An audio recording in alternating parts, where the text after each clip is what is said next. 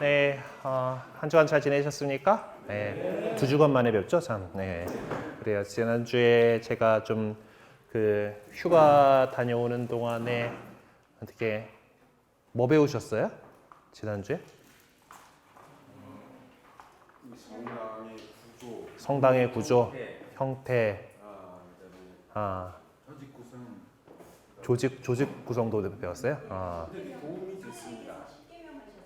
수요일 십계명에 대해서 가르쳐 주셨고, 네, 우리 지금 십계명 열심히 배우고 있는 중이니까 십계명에 대해서도 공부하셨고, 성당이 뭐 어떻게 돌아가는지 또 뭐 그런 것들 좀 여러 가지 배우셨을 거예요. 뭐 앞으로 이제 신앙생활 해 나가는 데 있어가지고 우리 삶의 기준으로서 이제 계속 늘 챙겨 보면서 살아가야 될 것이 십계명입니다. 그래서 오늘은 이제 22과 하느님 사랑에 대해서 나갈 차례인데요. 이 십계명 가운데에서도 지난 시간에 제가 십계명이 하느님 사랑에 대한 부분 1계명, 2계명, 3계명하고 뒤에 우리 이웃 사랑에 대한 부분들 4계명부터 이렇게 계명들이 있다라는 거 말씀드렸었죠. 그래서 오늘은 그 앞쪽에 1계명, 2계명, 3계명에 해당하는 하느님 사랑에 대한 이야기를 오늘 해보도록 하겠습니다. 네, 그러면은 함께 시작기도 마치고 오늘 시작할게요. 성부와 성자와 성령의 이름으로 아멘. 오소서 성령님, 저희 마음을 성령으로 가득 채우시어 저희 안에 사랑의 불이 타오르게 하소서. 주님의 성령을 보내소서. 저희가 새로워지리이다. 또한 온 누리가 새롭게 되리이다. 기도합시다. 하느님 성령의 빛으로 저희 마음을 이끄시어 바르게 생각하고 언제나 성령의 위로를 받아 누리게 하소서. 우리 주 그리스도를 통하여 비나이다. 아멘. 성부와 성자와 성령의 이름으로 아멘. 네, 그래요. 오늘 우리들이 볼 것은 하느님 사랑하기에 대한 부분입니다. 하나님께서 우리에게 생명을 주시고 우리의 삶을 이렇게 이끌어 주시는데 우리가 그러면 또 하느님의 자녀로서 우리 아버지이신 하느님께 어떻게 해야 하는가? 네, 그래서 뭐 이제 뭐 저희 이제 신학교에서 배우는 과목들 하면 윤리 신학 쪽이 이 부분에 해당한데 윤리 뭐 이렇게 하면서 그러면 하느님의 향한 윤리다 해도 대신 윤리이고 사람들에게 대한 윤리는 이제 대인 윤리 뭐 이런 식으로 배우는데 하여튼 하느님께 대해서 우리가 마땅히 해야 할 그런 사랑에 대해서 이야기를 해보도록 하겠습니다. 네, 신앙이란 우리가 하느님과 그분의 계시를 믿고 받아들여서 이제 그분을 신뢰하고 이제 우리 자신을 온전히 그분께 맡기면서 그분의 가르침을 따르고 실천하는 거예요. 네. 그래서 우리가 여태까지 무엇을 믿는가 이렇게 배웠었고 우리가 어떻게 살아가야 하는가에 대한 계명에 대해서 지금 배우고 있습니다. 뭐 우리가 신앙 갖기 전에는 뭐 자신을 믿는다라는 사람들도 또 있죠. 자신이나 뭐 다른 뭔가를 뭐 믿는다던가 이제 아니면은 또 뭐 사회에 보편타당하게 내려오는 어떤 그런 삶의 기준들, 어떤 그 삶의 기준들이 그것을 어떤 각자 나름대로의 삶의 기준을 잡고 그것을 중심으로 잡아서 살아왔을 겁니다. 하지만 이제 우리가 하느님 백성이다라고 하면은 하나님께서 가르쳐 주신 그 기준을 따라서 우리가 살아가야 한다라는 것이죠. 예, 그래서 우리 생활의 중심에 이제 하느님과 그분의 가르침이 이제 자리 잡게 되는 거고 그렇게 될 때 우리의 어떤 중심이 하느님이 될 때 우리가 이제 우리의 신앙이 이제 뭔가 달라지는 거죠. 우리 신앙의 그 내적이고 외적인 부분들이 변화하게 됩니다.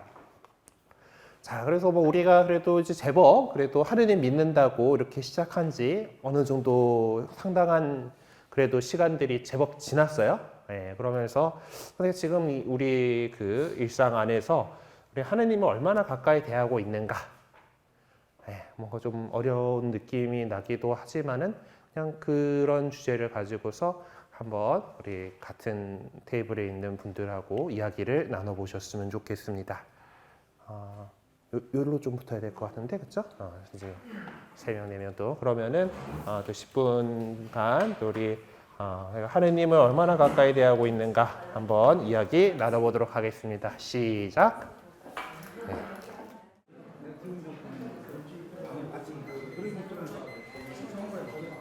네, 이제 시간이 다 됐습니다. 네,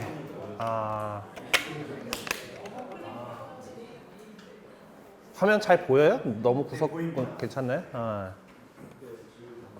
네. 그래요. 우리 뭐 하느님에 대한 이야기들 이렇게 해왔는데 우리가 사실 더 하느님을 가까이 이렇게 모시고 살아갈 수 있도록 이렇게 또 계속 의식하고 노력하고 해야 또 가능합니다. 네. 하느님께서는 우리가 늘 함께 하시고 또 이제 미사 이제 나중에 그 세례 받으시고 나면은 주일 미사 늘 이렇게 하면서 영성체하고 하느님과 함께 살아가고 이런 건데, 근데 우리가 하느님께서 우리와 함께 계시다라는 것을 의식하고 살아가려고 노력하는 게 중요해요. 그래서 그걸 그렇게 하려고 우리 천주교 신자들은 보통 집에 방마다 십자고상을 걸어놓는다던가 이제 뭐 성상을 모신다던가 이러면서 하느님을 생각하고 또 뭐 우리보다 앞서가신 성인들을 생각하고 하는 그런 풍습들이 있죠. 내가 책을 어디에다가 놔뒀지? 여기 놨구나.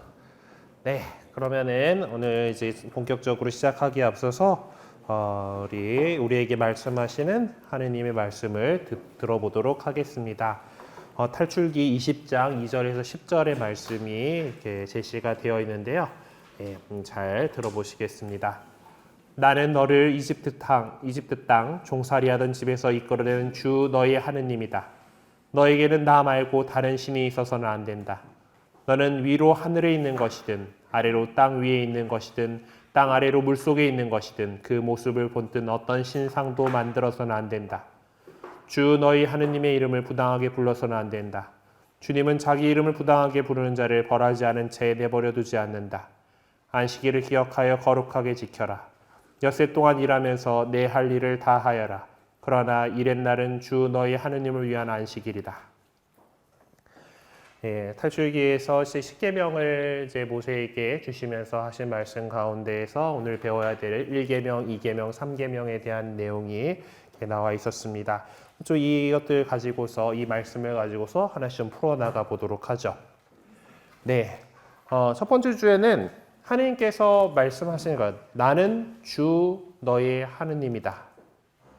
나는 주 너의 하느님이다 라고 당신에 대해서 이렇게 말씀하십니다. 하느님께서는 모세를 통해서 이스라엘과 계약을 맺으시고 십계명을 주시기에 앞서서 나는 너를 이집트 땅 종살이하던 집에서 이끌어낸 주 너의 하느님이다 라고 말씀하셨습니다. 여기다 뭘 띄워놔야 될까 싶어가지고 예전에 그 10개라고 하는 영화에 나온 한 장면을 캡처해다가 넣겠는데 하여튼 멋있게 꾹 그래가지고 돌판에다가 새겨주시면서 그렇게 하기 전에 제일 먼저 하신 얘기가 나는 너를 이집트 땅 그 종살이하던 집에서 이끌어낸 주 너의 하느님이다 라고 말씀을 하셨죠. 이 말씀으로 하느님께서는 인간을 얼마나 사랑하시는가를 그리고 그렇게 돌보아 주시는가를 일깨워 주셨습니다.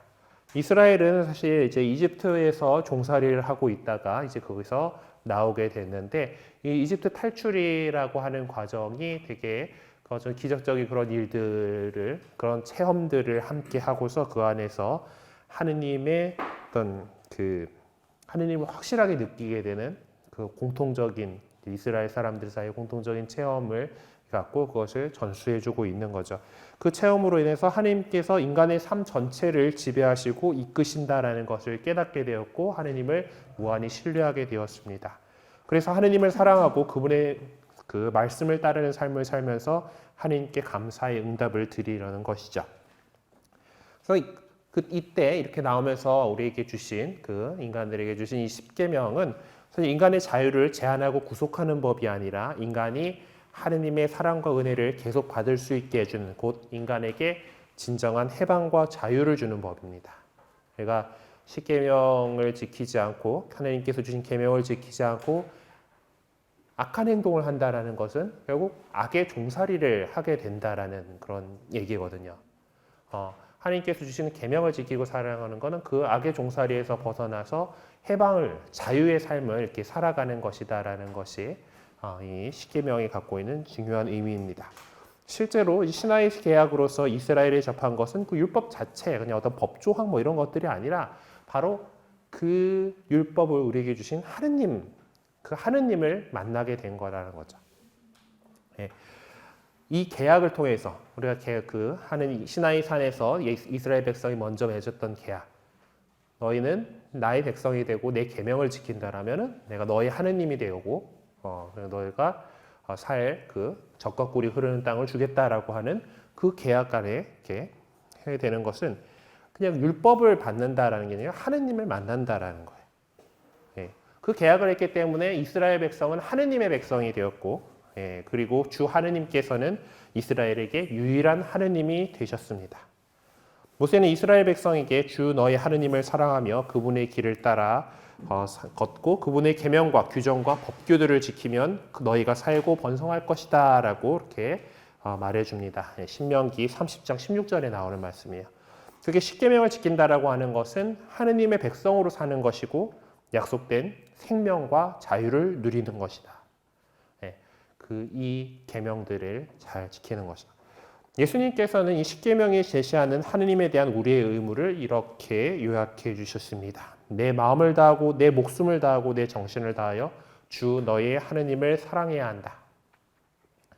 사실 예수님께서 하신 말씀 이게 이긴 하지만은 사실 그 구약 성경에 있던 것을 갖다가 잘 짚어주신 거예요. 하느님 사랑에 대한 기본은 이렇게 내 마음을 다하고 내 목숨을 다하고 내 정신을 다하여 주 너의 하느님을 사랑해야 한다라는 이 첫 번째 계명으로 그 첫 번째 중요한 그 모든 율법과 예언서의 정신이 이 두 계명에 담겨 있다라고 하는 것 가운데 첫 번째가 이 하느님 사랑에 대한 계명입니다. 그리고 하느님께서는 세상과 인간을 너무나 사랑하신 나머지 당신의 외아드님까지 우리에게 내어주셨죠. 우리가 하느님을 사랑했기 때문이 아니라 하느님께서 우리를 먼저 사랑하셔서 우리를 당신 사랑 안에 머물게 해주는 겁니다. 그렇기 때문에 사도 요한은 이렇게 고백을 합니다. 하느님은 사랑이십니다 라고 얘기를 하는 거죠. 요한 1서 4장 16절에 나오는 말입니다. 그래서 이 십계명 전체를 사실 하느님 사랑과 인간 사랑을 아우르는 사랑의 계명이다라고 할 수가 있는 거예요. 그 십계명 가운데에서 앞에 세 계명은 우리 인간이 하느님께 드려야 할 사랑의 응답입니다. 그분께서 우리를 사랑하시기 때문에 우리를 사랑하셔서 우리를 자녀로 삼으셨고 그렇기 때문에 자녀다운 효성으로서 하느님께 돌려드려야 하느님께 응답해 드려야 할 그 사랑의 응답이다라는 거죠. 자, 첫 번째는 이 십계명들 가운데에서 이 앞에 세 개. 그래서 첫 번째 한 분이신 하느님을 흠숭하여라라는 것이 첫 번째 계명입니다. 네, 십계명의 첫째 계명은 하느님만을 믿고 바라고 모든 것보다 하느님을 사랑할 것을 요구합니다. 믿고 바라고 사랑하고 뭐죠? 지난 시간에 배웠던 하느님을 주님을 향한 우리의 세 가지 중요한 덕목, 향주덕이죠. 향주덕, 주님을 향한 우리의 덕들. 그것이 바로 믿음, 희망, 사랑.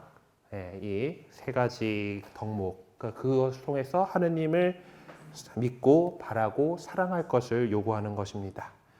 우리는 믿음으로 의심과 불신을 물리치고 신앙을 성장시키며 지킵니다. 우리는 하나님께서 약속하신 영원한 생명, 그 구원의 약속이 이루어지리라고 희망합니다. 그래서 절망하지 않고 자만하지 않습니다.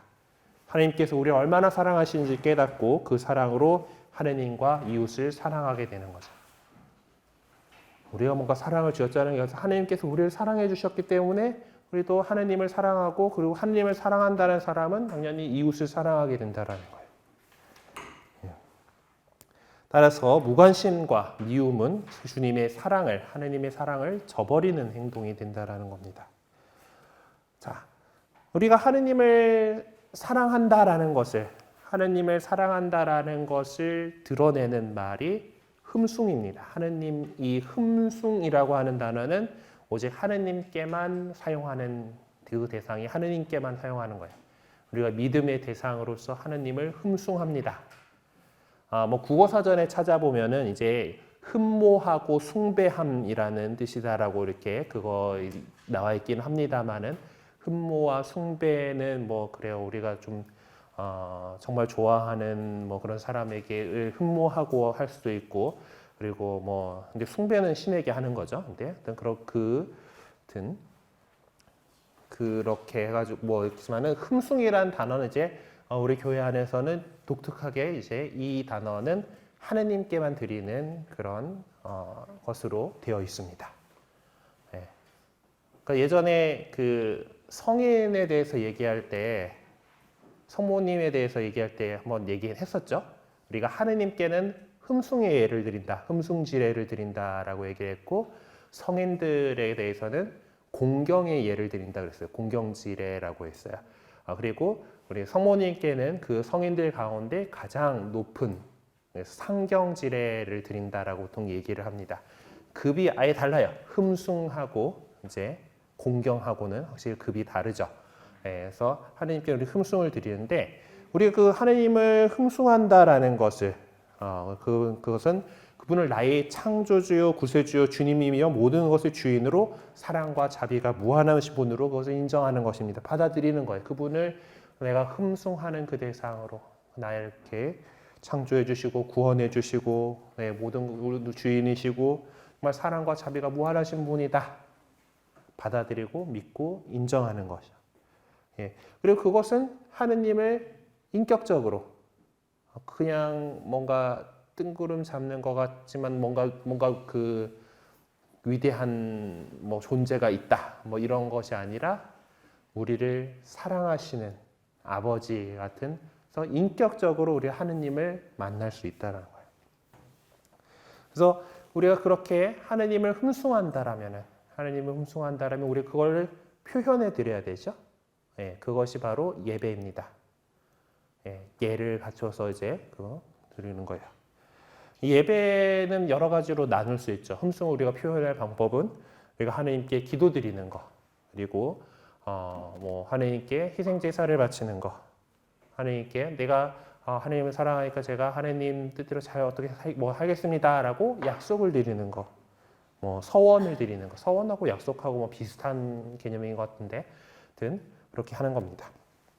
자, 그래서 우리는 그렇게 우리가 하느님을 흠숭한다라는 것을 드러내기 위해서 예배를 드린다라는 거예요. 그래서 이 외적인 예배와 함께 우리의 삶으로서 이렇게 하느님을 흠숭하게 됩니다. 이 한 분이신 하느님을 흠숭하여라는 첫째 계명은 미신에 대해서 배격을 합니다. 첫째 시간에 써먹었던 그림인데 뭐 이런 구식이라든가 뭐 하여튼 점 보는 거라든가 이런 것들 안 됩니다. 그런 것들을 배격해요. 그런 미신은 우리가 참 하느님께 드려야 할 예배에서 벗어나게 하는 그런 것이죠. 그래서 우상숭배라는 것은 하느님이 아닌 것을 믿고 공경하는 겁니다. 우상이라고 하는 건데, 그 어떤 예전에 뭐 다신교적인 그런 문화 안에서는 뭐 신상을 이렇게 만들고 이게 뭐 누구의 신이다 뭐 이러면서 뭐 여러 가지 그런 뭐 나무 깎아서 만든 거, 금 부어가지고 만든 거 이런 것들에서 이렇게 나오죠. 그래서 그 구약 성경 안에서도 보면은 이집트에서 탈출한 이 광야에서 헤매고 있던 이스라엘 백성들이 하느님이 뭔가 없는 것 같아 막 이러면서 금송아지를 부어가지고 만들었다. 뭐 이런 얘기가 나오죠. 그 당시 사람들이 갖고 있던 거죠. 그게 그런 것을 우상이라고 합니다. 밑에다가 적어놨는데 영어로 쓰면 아이돌이에요.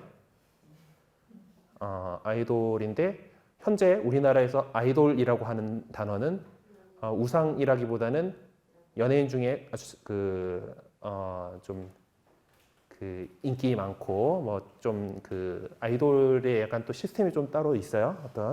어떤 좀 더 기획사가 뭔가 이렇게 해가지고 하고 하는 그런 사람들을 이렇게 되는데 요거는 뭐 이제 한 1940년대 미국에서 이제 어떤 잘 나가는 가수에 대해서 티네이저들의 아이돌이다라고 하는 표현을 사용하면서 이제 연예인에게 아이돌이라고 이렇게 붙이는 그러니까 정말 그 막 얘네들이 그 당시 10대들이 이 가수를 갖다가 정말 좋아해가지고 거의 뭐 그 하느님을 찬미 찬양하는 듯한 그런 분위기까지 이렇게 갔다라는 그런 거에서 아이돌이라고 하는 단어를 쓰긴 했는데 그게 일본으로 들어왔다가 조금 또 이야기가 변질되고 또 그게 한국으로 들어와가지고 변질돼서 지금 우리나라에서 아이돌이라고 하는 거는 우상의 의미는 갖고 있지는 않습니다.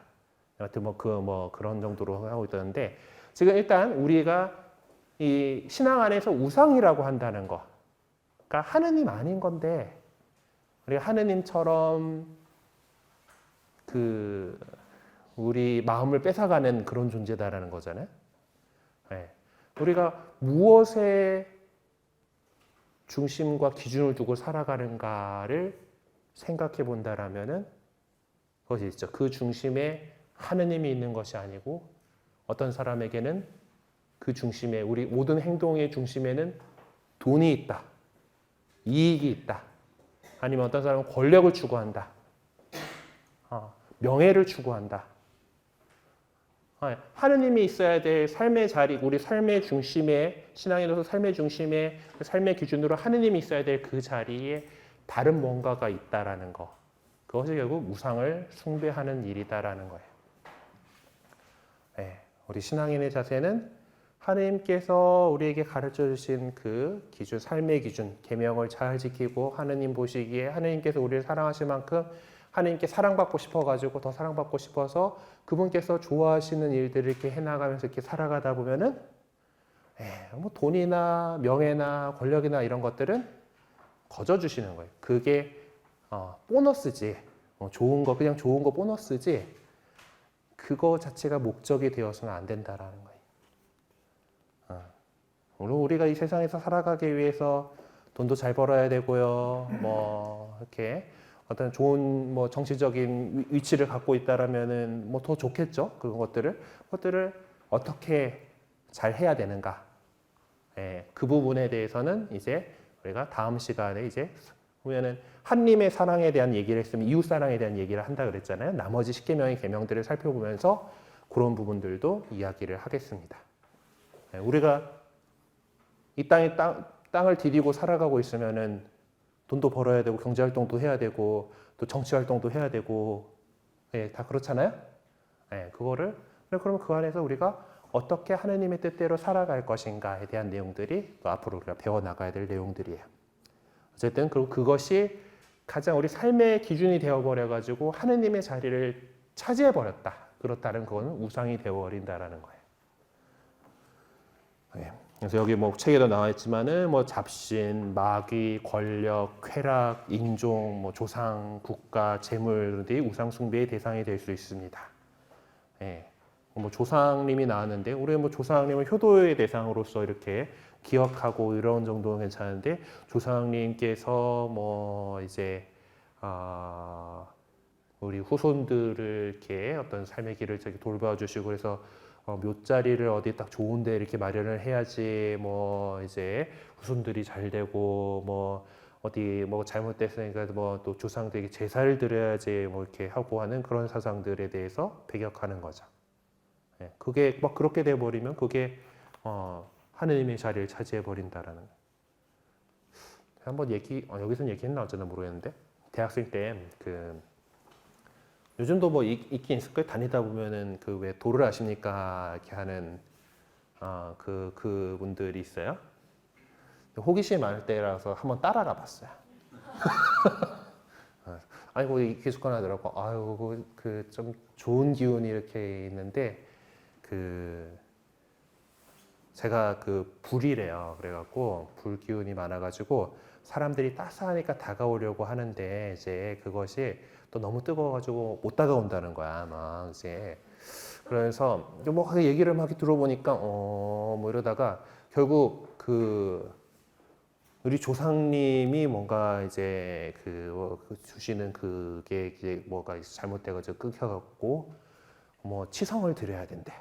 제사를 지내야 된다는 거죠. 결국 돈을 내라는 거죠. 뭐 이제 그런 식으로 어떤 우리의 삶의 어떤 우리 기준 안에서 뭐 그러고 그냥 나왔어요. 하여튼 돈 얘기 나오면서 이제 돈도 없고요, 할 생각도 없고요. 하면서 이제 나왔는데 다행히 갑자기 글로 생김에 얘기를 하자면은 나름 열심히 그 온갖 신흥 종교들이 이제 자신의 세력을 갖추기 위해서 노력하고 있습니다. 그 우리 그리스도교 안에서는 지금 많이 지금 문제가 되고 있고 한 데가 신천지 예수 증거 장막 성전이라고 하는 데인데, 왜 그렇게 이단에 빠지면은 진짜 막 그런 사람들 빠지면은 사회생활이 제대로 안 될 만큼 다 그냥 다 갖다 바치게 되거든요. 되게 똑똑하다는 사람들도 혹 해가지고 넘어가는 경우들이 많이 있어요. 근데 그런 잘못된 사상을 갖고 있는 사람들이 차라리 그래도 그리스도교적인 계보에 있는 그런 데면은 차라리 빼오기가 쉽대요. 그러니까 우리가 갖고 있는 정통 신앙에 대해서 잘 설명하고 이제 이러면은 그것들에 대해서 설명하고 그러면은 좀 이성적으로 깨칠 수가 있는데, 이게 그런 이단들 가운데에서도 뭐 증산도 계열이라든가 이제 전혀 이제 그리스도교 계열이 아닌 데에 사람이 빠져들어가 버리면은 어떻게 뭐 구해올 수 있는 방법이 없다고 그런 이단 이런 것도 하시는 신부님이나 전문가 선생님들 얘기들이 그러더라고요.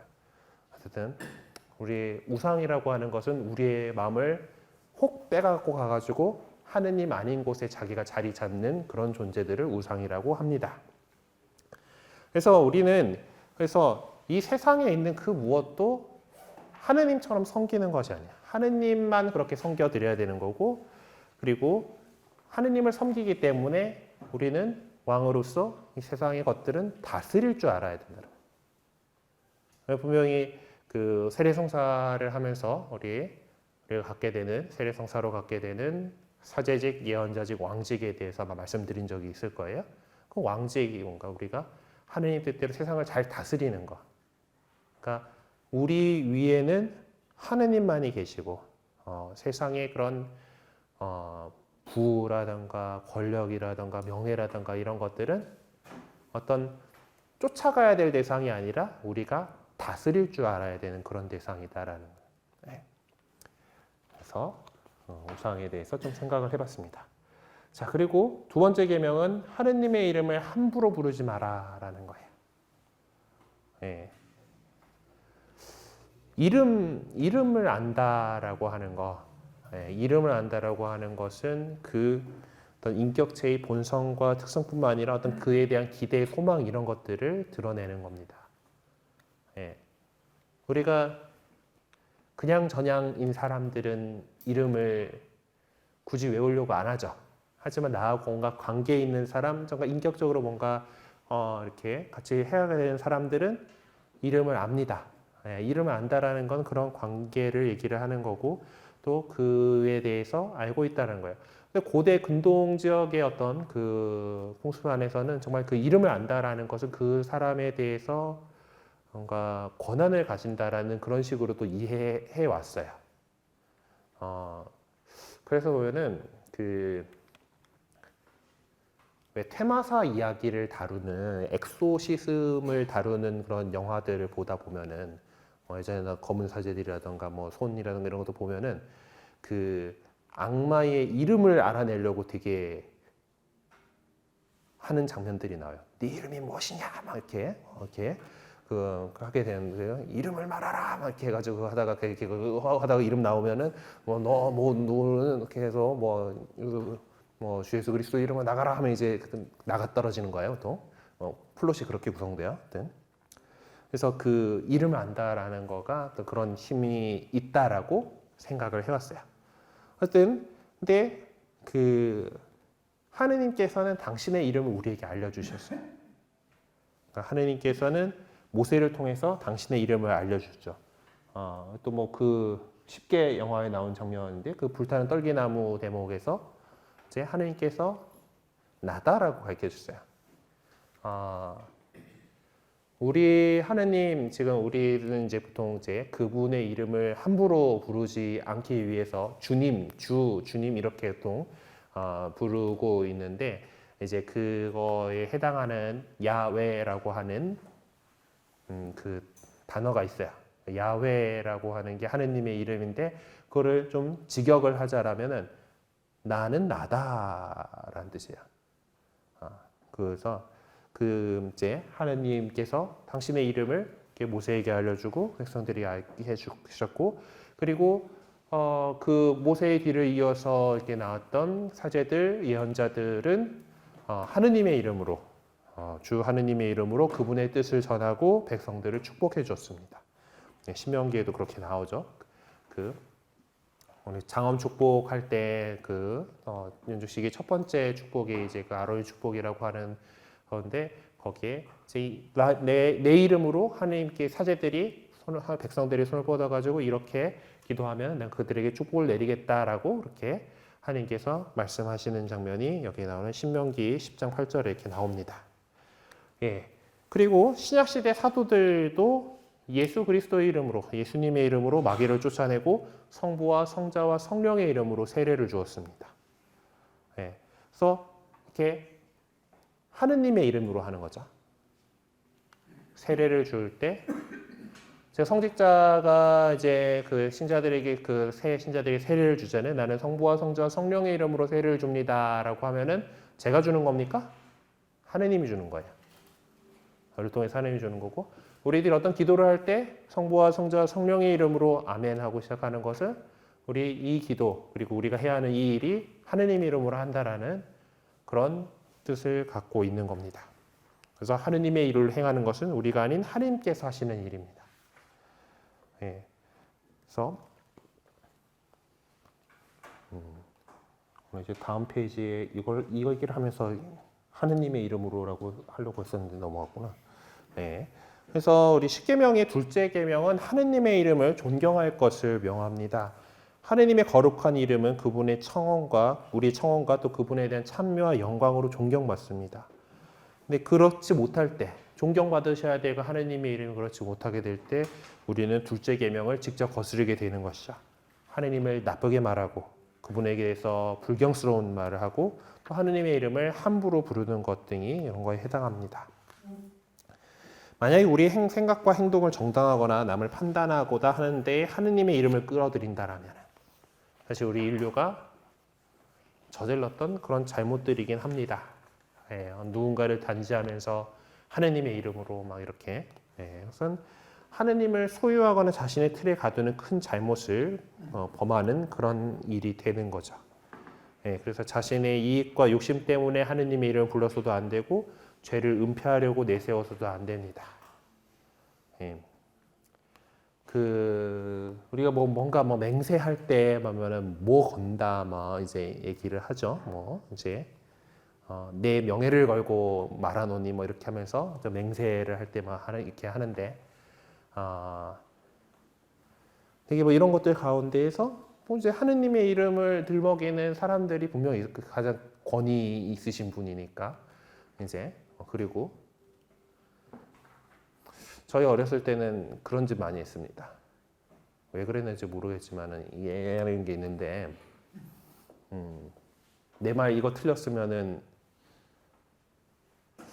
이게 좀 애매한데 그걸 보통 이제 M창이라고 불렀는데 이제 그러면은 내가 이 말 틀렸으면은 우리 엄마 창녀다라는 뜻인데 내 호로 자식이고 이런 거가 되는 근데 사실 말도 안 되는 거죠.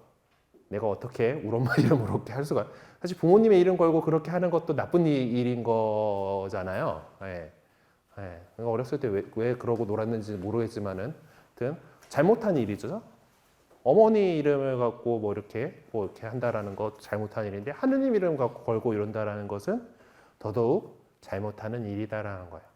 그래서 하느님 그리고 혹시 정말 하느님의 이름으로 뭔가 약속했다.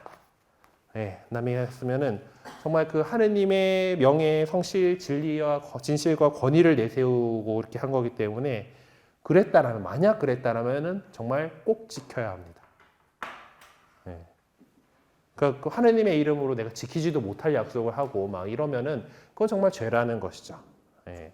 그건 거짓 맹세를 하는 것 그리고 거짓 맹세를 한다는 건 진리 자체이신 그 하느님을 거스르는 그분을 거짓 증인으로 내놓는다라는 것이기 때문에 늘 충실하시고 모든 것에 이렇게 한결같으신 그분을 거스르는 큰 잘못이 됩니다. 그래서 우리는 사실 뭐 많은 일들 가운데에서 성부와 성자와 성령의 이름으로 아멘이라고 하면서 그는 이 십자성으로서 기도 활동을 시작하고 끝마칩니다. 그래서 그 우리가 하는 일이 정말 올바른 일이 될 수 있도록 또한 지켜주는데도 우리가 하느님의 이름으로라는 것들이 되죠. 그 삼위일체 하느님의 이름으로 바치는 십자성호는 우리를 온갖 유혹과 어려움에서 우리를 굳세게 해주는 역할도 합니다. 자, 그리고 하느님에 대한 그 계명들 세 번째 계명은 주의를 거룩하게 지내라라는 거예요.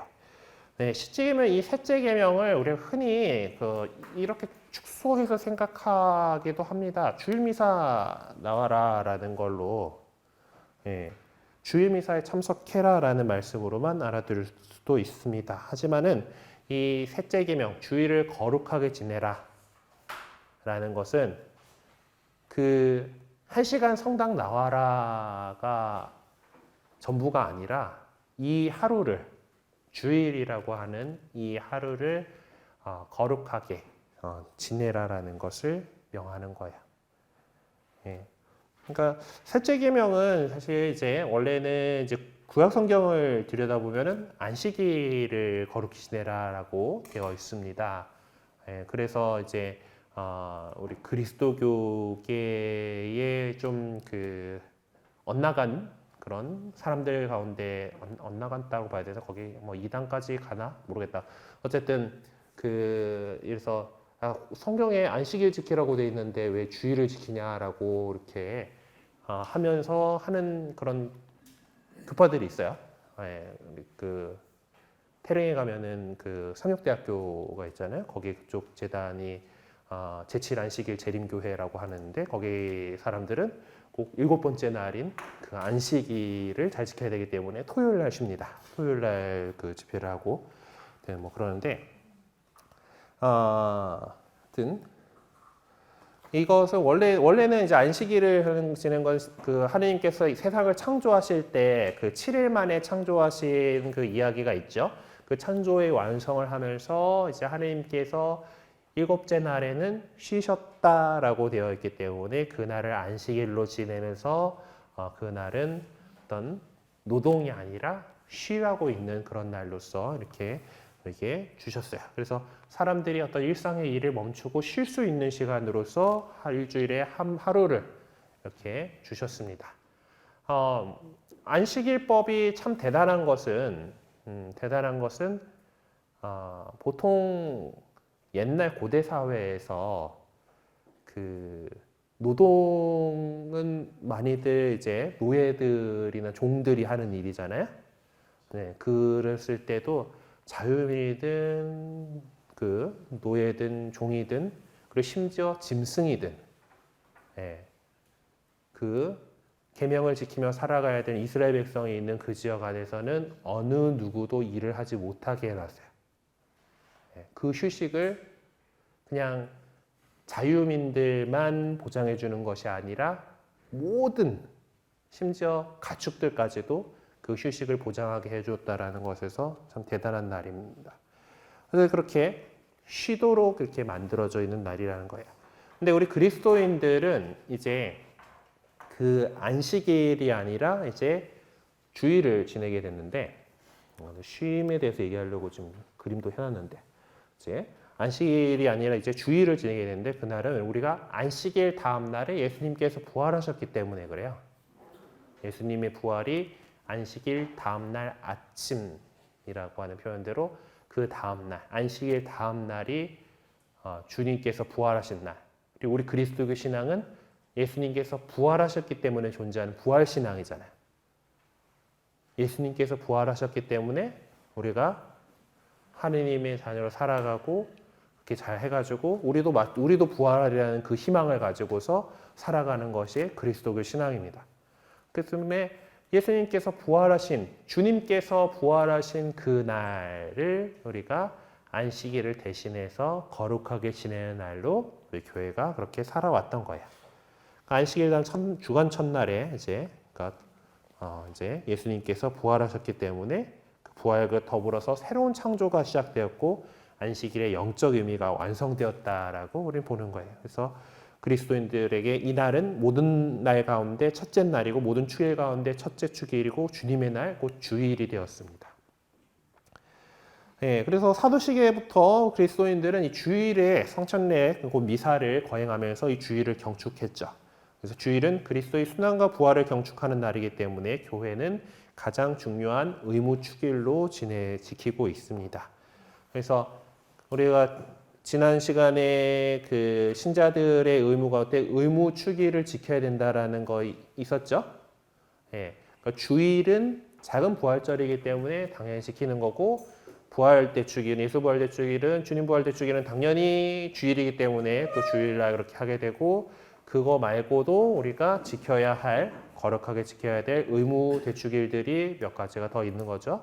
예, 1월 1일 이제 예수님 관련된 거는 12월 25일 주님 성탄 대축일 그리고 성모님 관련해 가지고는 1월 1일 천주의 성모 마리아 대축일, 8월 15일 성모 승천 대축일 이런 것들이 우리가 뭐 평일이 되더라도 주일처럼 그래 미사 참례하면서 그리고 또 그 날을 거룩하게 지내야 되는 그런 날로 되어 있습니다. 예, 주일은 기본적으로 휴식의 날입니다. 예, 쉬라고 있는 거고 우리 삶이 노동과 휴식으로 이어지고 있듯이 주일에는 충분한 휴식과 여가를 즐겨야 합니다. 예, 그래서 이렇기 때문에 기본적으로 우리는 주일에 주일 미사를 참례를 하고요. 그리고 주님의 날답게 어떤 자선의 실천 그리고 하나님께서 쉬셨던 것처럼 우리도 쉬기 위한 휴식에 대한 그런 방해되는 그런 일이나 활동은 삼가야 하는 게 맞습니다. 근데 이제 그리고 이제 주일은 전통적으로 어려운 이웃을 위해서 봉사하는데 그 사연 바쳐져 왔어요. 그리고 주일은 가족들과 친지들과 함께하는 시간을 갖고 서로 보살피는 그런 시간입니다. 근데 요즘에는 어떤 사회의 발전 때문에 그런지 모르지만은 주일에도 일해야 되는 처지에 있는 사람들이 또 분명히 있죠. 예. 그렇게 만약에 내가 그런 상황이어가지고 일요일까지 주일까지 다 일을 해야 된다라고 한다 하더라도 그래도 그날은 주일은 기도와 어떤 정성을 통해서 거룩하게 지내야 하는 날입니다. 그래서 보통 주일을 거룩하게 지내라의 어떤 우리가 해야 할 일이 중요한 게 주일 미사에 참례하고 성체성사를 배령하는 거잖아요. 예. 근데 뭐 상황에 따라서 우리가 어떤 피치 못할 사정으로 도저히 미사를 참례하지 못하는 경우가 있을 수 있어요. 예. 뭐 회사에 아니면 사업장에 일이 폭풍처럼 휘몰아쳐가지고 토요일, 일요일 거의 그냥 계속 꼬박 뭔가 일을 해야지 뭐가 되는 그런 상황에 닥칠 수도 있죠. 그리고 뭐 나름 또 오랜만에 가족들이 여행을 간다고 떠났는데 우리만 있는 게 아니라 가지고 어떤 일정을 자유롭게 조정하지 못해 가지고 일요일에도 안 믿는 사람들하고 같이 움직이는 바람에 일요일에 내가 성당에 따로 빠져나올 수 없는 그런 상황들이 있을 수 있죠. 예. 그렇게 되는 경우에라도 우리가 주일을 거룩하게 지내라라고 하는 그 의무를 다하기 위해서 그래서 잠시 짬을 내 가지고 기도하는 시간을 이렇게 가지라고 하는 거예요. 그래서 우리 주교님들께서 피치 못할 사정을 확대 해석하지 말라고 이렇게 간곡히 얘기하시면서 이제 피치 못할 사정으로 주일 미사에 참례하지 못하시는 경우에 여러분이 이제 신자 생활 하시다 보면은 있을 수 있습니다. 하지만은 피치 못할 사정을 너무 확대 해석하지 말라고 하는 것을 다시 한 번 더 강조를 드리면서 그럴 경우에는 우리에게는 이제 매일 미사책이 있죠. 예. 우리 그날의 독서와 복음 말씀들을 볼 수가 있습니다. 그래서 시간을 내셔가지고 미사에 참여하지 못한다 하더라도 그날 말씀을 읽고 묵상하는 시간을 가지시거나, 그래서 뭐 거의 뭐 핸드폰이나 뭐 다 이런 것들 다 되니까 가능은 할 거예요. 이제 그러시거나 아니면 그조차도 뭔가 안 될 상황에 어디 오지에 떨어졌고 매일 미사 책은 안 갖고 왔고 통신은 안 되고 막 이러면은 뭐 없잖아요, 그렇죠?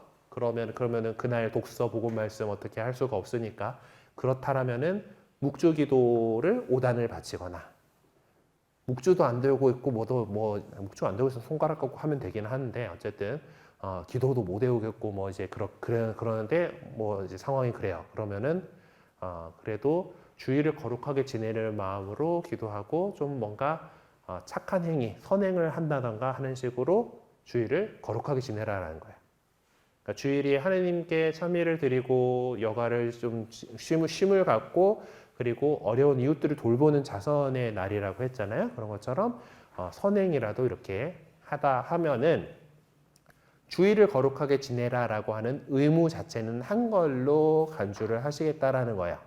그래서 원래 이제 십계명에 어긋나면은 그 대죄가 돼가지고 그 죄를 용서받으려면 고해성사를 해야 된다고 했잖아요. 그래서 정말 피치 못할 사정 속에서 이렇게 했다라면은 그날 독서 복음 말씀 읽고 묵상하는 시간을 가지셨다던가 뭐 이제 그 묵주기도 5단을 그렇게 하셨다던가 이렇게 하면은 그 다음에 성당 나올 수 있는 상황이 되잖아요. 주일 빼먹었습니다라는 걸로 고해성사를 하실 필요는 없다라는 거예요. 네. 그래서 정말 피치 못할 사정을 확대 해석하진 않으셔도 피치 못할 사정이 되게 되면 꼭 그렇게 좀 챙겨가지고 이렇게 하시고 뭐 물론 그걸 했다 하더라도 내가 주일 미사 못 나왔다라는 것을 뭐 고해성사 할 때 뭐 그 말씀하시는 거는 뭐 나쁜 일은 아니에요. 괜찮아요. 이렇게 해주시면 되고 이쪽에 관련해서 또 뭐가 있지? 그리고 왜 직장 일로서 이제 내가 그 근무가 뭐 그런 데 있잖아요. 24시간 돌아가야 돼가지고 3교대로 이제 스케줄 근무하는 그런 분들 있잖아요. 뭐 간호사라던가 뭐 이런 그런 분들 특별히 그러면은 내가 어쩌다 보니까 내 듀티가 다 주말에 쫙 걸려가지고 이렇게 회사에서 꼼짝 못한 상황이어가지고 미사를 못했단 말이죠.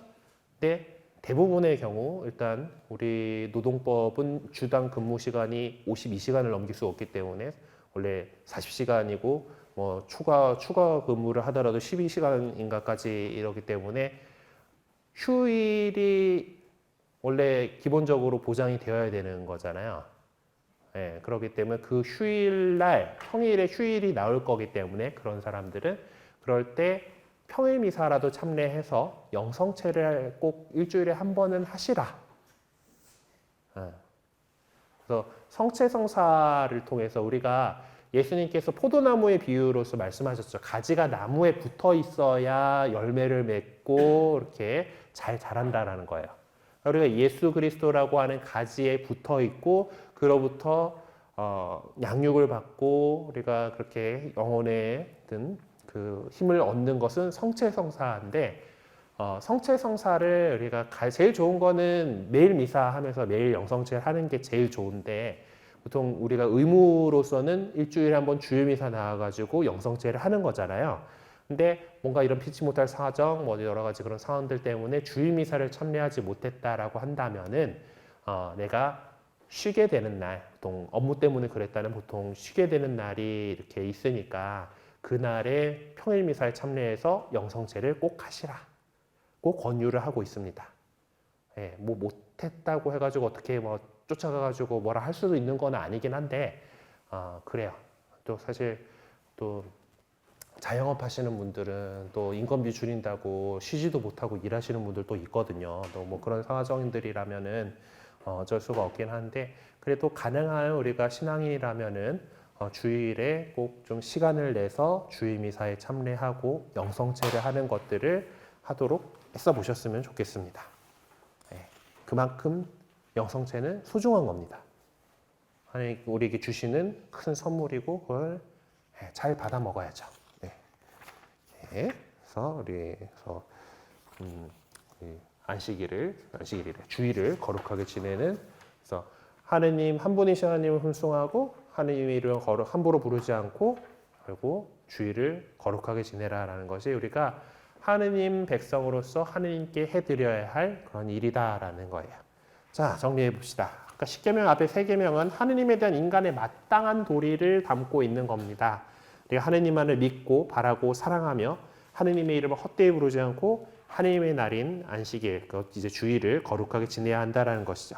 유다인들은 안식일을 토요일에 지냈지만 우리 그리스도인들은 안식일 다음 날인 일요일을 주일에 거룩하게 지내고 그것은 그리스도의 부활로 새로운 창조가 시작되었다라는 것을 일깨우는 주일이고 그것이 안식일의 의미를 완성하는 그리고 하나님 안에서 누릴 영원한 안식을 예고하는 것이기 때문에 그렇습니다. 주일을 이제 주간 첫째 날이라고 아까 얘기했잖아요. 일주일을 그거 했을 때 첫 번째 날이 이제 선데이라고 보통 주일이라고 얘기를 하는데 우리 그래서 그런 의미에서 새로운 창조다 해가지고 제8일이라고 얘기를 합니다. 여덟 번째 날이라고 보통 얘기를 하기도 해요. 그리고 8일이라는 거 그래서 그 새로운 창조, 부활로 인한 새로운 창조를 나타내기 위해서 이제 유럽 같은데 혹시 여행을 가시다 성당 건물을 자세히 보다 보면은 세례만을 위해서 독립적인 건물을 갖고 있는 곳들이 있어요. 세례당이라고 하는 건물이 따로 있는 데들이 있는데 보통 그곳은 팔각형이 뭔가 요소에 많이 들어갑니다. 건물 자체가 팔각형으로 생겼거나 아니면은 세례대가 팔각형이거나 뭐 하여튼 그 팔각형 요소가 많이 들어가는데 그것은 새로운 창조 제8일을 의미하는 것으로서 세례의 의미를 예수님의 부활과 연결시키기 때문에 그래요. 그래서 우리는 그 새로운 창조의 날인 주일을 거룩하게 지내고 있습니다. 네, 그래서 주일미사 참례가 멍해가 아니었으면 좋겠어요. 예, 그냥 어쩔 수 없이 매야 되는 의무가 아니라 정말 우리가 하느님께로부터 양육받는 예수님으로부터 생명을 얻는 그렇기 때문에 이 좋은 것을 얻어먹으러 가는 거죠. 예. 그래서 그것을 이렇게 우리가 하느님께 구원 받아야 되니까 하느님 뜻대로 살아가야 되니까 신자의 의무라니까 이런 어떤 의무감에 가는 것이 아니라 우리를 사랑하신 하느님께 우리가 마땅히 드려야 될 사랑의 응답이다라는 것을 늘 기억하고 이렇게 살아가도록 합시다. 그리고 알아둡시다에 보니까 단식제하고 금육제가 나오는데 지난 시간에 되게 자세하게 얘기를 해버렸기 때문에 그래서 우리가 단식하고 금육을 지키는 거 잘 나와 있는 대로 예수님의 순환을 생각하면서 우리를 위해서 목숨까지 바치신 예수님의 그 순환을 생각하면서 금육은 고기를 금요일 날 그리고 제수요일 날 고기를 안 먹는 걸로 이렇게 하는 거고 단식제는 평소 먹는 거의 절반으로 식사를 줄이는 거예요. 결국 근데 이것의 중요한 것은 그렇게 아껴가지고 음식 아껴서 딴 날에 맛있는 거 먹자가 아니라 이제 어려운 이웃을 함께 돕자라는 그런 자선의 의미를 가지고 있다라는 것을 기억해 주셨으면 좋겠습니다. 그리고 기왕 이렇게 하는 김에 이제 우리 한국 천주교회에 또 하나의 좋은 전통이 있어요. 그래서 그 캐치프레이즈가 한 줌의 쌀 예수님의 몫으로라고 해가지고 신자 가정 엄마들은 늘 이제 밥을 지을 때 쌀을 갖다가 한 줌 정도를 덜어가지고 따로 이렇게 해가지고 그 쌀을 모아가지고 어려운 이웃을 돕는데 이렇게 사용을 했었어요. 그 이야기에 대해서 이제 소개 애니메이션을 잠깐 보여드리도록 하겠습니다.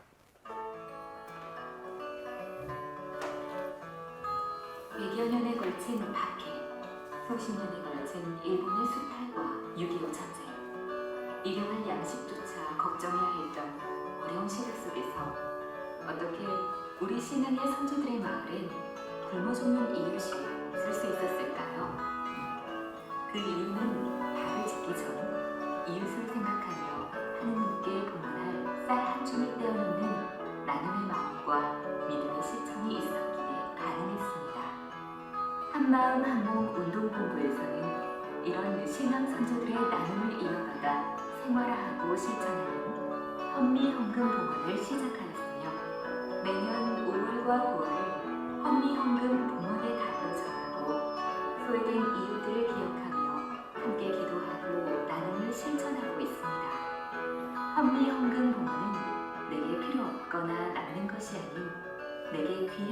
것을 내어놓는 기도와 희생에 따르는 나눔의 봉헌입니다.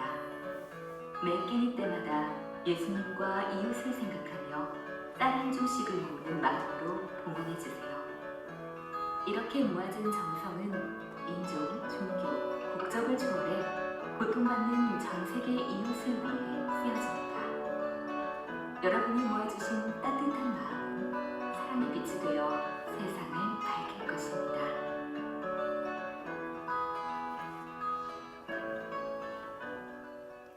아무튼 그래서 이제 우리 교회 안에서 이제 우리 교회가 갖고 있는 이제 자선 활동하는 단체가 한마음 한몸 운동본부라는 곳이 있는데요.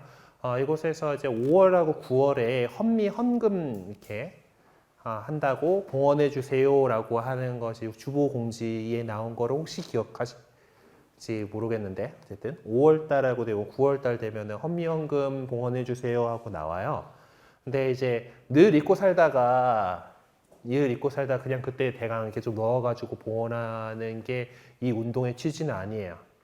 그래서 늘 우리가 늘상 이렇게 살아가면서 이웃을 생각하고 그러면서 조금씩 떼가지고 모아놨다가 옛날에 정말 쌀로 했어요. 이제 그 흔적이 남아 있는 게 우리 성당에 들어오다 보면은 저기 헌미함 있는 거 보셨어요? 뒤주 하나가 있고 그 위에 이렇게 쌀 들어갈 수 있게 이렇게 돼 있는 거 있는데 진짜 옛날에는 정말 쌀로 모았거든요. 근데 지금은 이제 다 그렇게 하기가 서로 번거롭고 이제 그래서 사실 저렇게 해가지고 놓으면은 정말 필요한 사람들이 거기서 쌀 좀 퍼갖고 가가지고 밥 지어 먹고 그렇게 했었대요 옛날에는. 네, 지금 그렇게는 안 하고 이제 헌미 헌금의 달 해가지고 5월하고 9월에 이렇게 이제 헌미 헌금 봉헌 받습니다라고 하면은 그동안 이렇게 모아 놓으셨던 거를 가지고 이렇게 현금으로 이렇게 봉헌을 하시면 돼요. 네. 그래서 그 금육제, 단식제에도 또 그런 정신으로서 우리가 줄인 것을 이웃을 위해서 사용할 수 있어야 되고 우리 신앙 선조들로부터 시작을 해가지고 이렇게 한 줌의 쌀 예수님의 몫으로라는 그런 정신으로서 이렇게 모아서 이웃을 돕는 그런 활동을 했었습니다. 네, 오늘 이야기 해드릴 거는 이 정도인데 혹시 질문 있으신가요? 네. 그 주일이 네. 예수님이 부활하신 날을 네. 그 주일이라고 했잖아요. 네.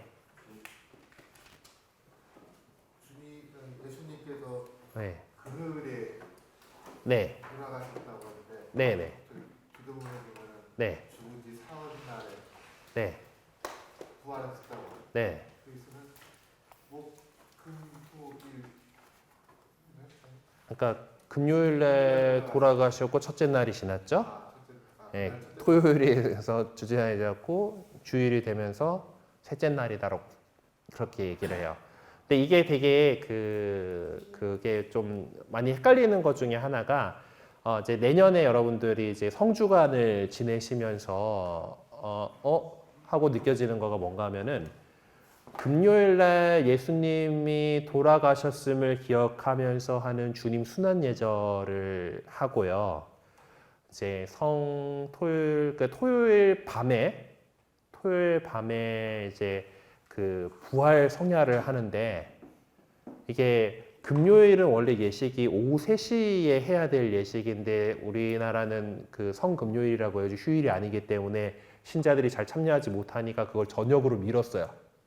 8시에 보통 해. 우리 성당도 8시에 하거든요. 성금요일 그 주님 순환 예식을 갖다가 예수님 돌아가신 걸 금요일 8시인가 우리가 기념을 했는데 24시간 후인 토요일 8시에 부활대축일 밤미사를 하는 거야.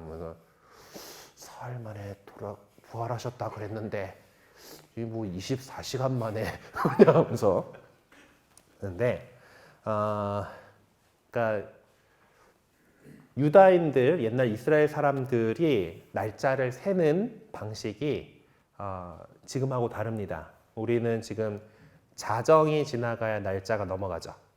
네, 날짜가 넘어가 자정이 넘어가는데 그 7일 만에 창조 이야기에서 보셨어야죠. 해가 지고 또 해가 뜨고 그래서 해가 지는 것을 하루의 시작으로 봐요. 이 사람들은. 그래서 예수님께서 돌아가신 건 금요일이에요. 그 첫째 날은 그 오후 3시까지 해 떨어지기 전이죠. 그러고 나서 해가 떨어지면서 안식일이 됐어요. 안식일이 돼서 하룻밤 이렇게 두 번째 날이 됐고, 그리고 그 안식일에 해가 지고 나면은 그 다음에 일요일이 되는 거예요. 네, 그래서 금, 토, 일 해가지고 사흘 만에 부활하시고를 이게 그래서 그 부활 성야미사, 부활 밤미사도 원래는 그 밤에 그러니까 예전 우리 신자들 같은 경우 예전에 진짜 12시에 시작했어요. 자정에 일요일 날 해야 된다고 12시에 시작을 했어. 그래갖고 한 2시, 1시 반, 2시 이렇게 끝나가지고 하고 이렇게 들어갔었는데 더 옛날에는 제가 뭐 그 얘기 했었나? 우리 예비자 교리 기간 3년쯤 하고 부활 때만 성인 세례 주던 그 시절에는 이게 뭔가 하면은 부활 밤미사는 밤 새는 거예요, 원래. 부활 밤미사 때 원래 그 독서가 7가지 독서, 구약에서 7개의 독서가 있고 또 그 사이사이에 기도가 있고 신약의 서간 읽고 복음 읽고 뭐 이렇게 복음 읽고 서간 있나? 그렇게 해가지고 독서가 9개 있고 이러면서 그 하느님의 구원 역사를 갖다가 쫙 훑거든요. 그게 그 여러분들이 이제 세례 받기 전에 종합교리 하는 거야. 총정리하는 시간이에요. 부활 성야미사가 원래. 그래서 그 하느님의 그것들을 이렇게 듣고 또 신문의 강론 듣고 교리 교육 다시 하고 그래서 같이 모인 모든 사람들이 세례도 갱신하고 새로 들어온 사람들은 세례식을 하고 이렇게 해가지고 아침 해 뜨는 거 보고 가는 거가 원래 부활 밤미사였대요. 네. 어쨌든 그래서 그런데 이제 이 부활 밤미사도 이제 점점 힘든 거죠. 그래갖고 제가 어렸을 때만은 어땠냐면 한 10시쯤 시작을 해요. 10시쯤 시작해가지고 12시를 넘기면서 끝냈어요. 근데 그것도 점점 힘들다 뭐 할머니들 오래 힘들다 애들 어렵다 그래가지고 어느 순간 9시 하더니 8시쯤까지 왔어요. 하여튼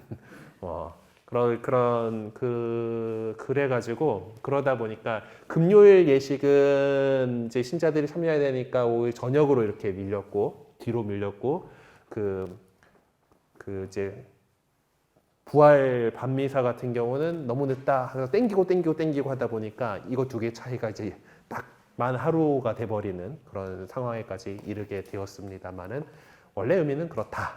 그래서 금요일 그 해 떨어지기 전에 돌아가셨고 이 사람들이 안식일이 되기 전에 그래서 시신을 치워달라고 이렇게 얘기하는 장면이 나와요. 그래서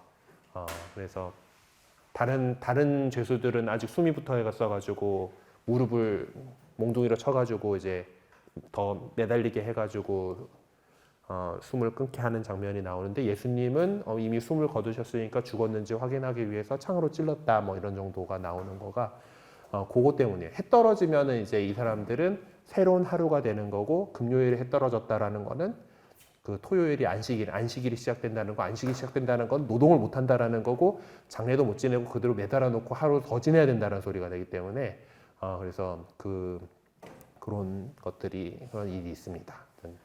날짜 개념이 성경에는 조금 달라요. 그래서 지금도 그래서 토요일 저녁 미사가 주일 미사로 인정되는 이유가 그거예요.